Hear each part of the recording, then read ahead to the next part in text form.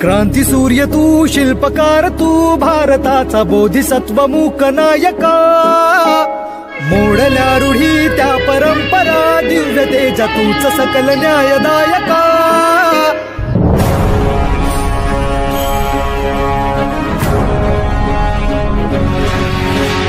क्रांती सूर्य तू, शिल्पकार तू, भारताचा बोधिसत्व मूक नायका. मोडल्या रूढी त्या परंपरा, दिव्य तेज तूच सकल न्यायदायका. पुढच्या शिक्षणासाठी बाबासाहेब आंबेडकरांना परदेशी जावं लागलं. म्हणून रमाबाईंनी संपूर्ण घराची जबाबदारी स्वतःवर घेतली.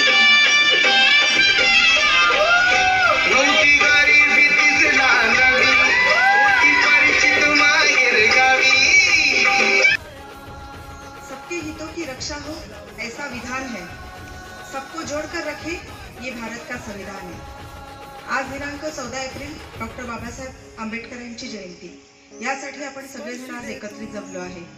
तर सर्वप्रथम आपल्या सगळ्यांना हिम जयंतीच्या खूप खूप शुभेच्छा.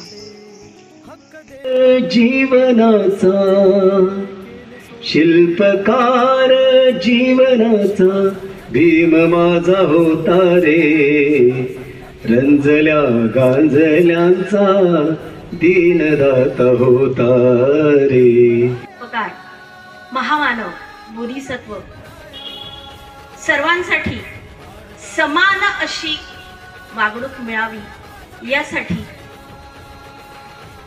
अतिशय लहानपणापासूनच झटणारे, पेटून उठणारे आणि सगळ्यांना पेटवणारे असे हे महामानव, त्यांच्या जयंतीनिमित्त आपण एकत्रित जमलेला आहोत.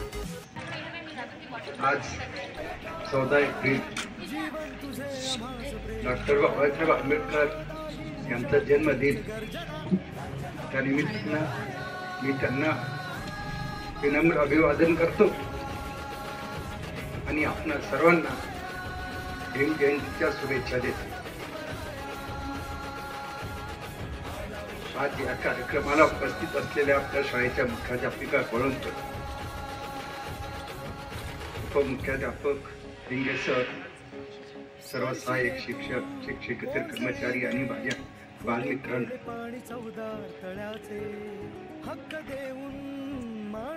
गेल्या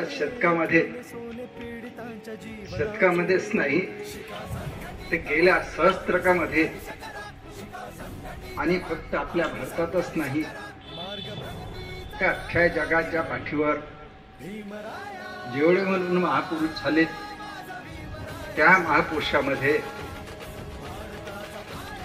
वरच्या श्रेणीचे अव्वल दर्जाचे महापुरुष जर कोणी असतील गेल्या सहस्त्रकातले ते डॉक्टर बाबासाहेब आंबेडकर आहेत.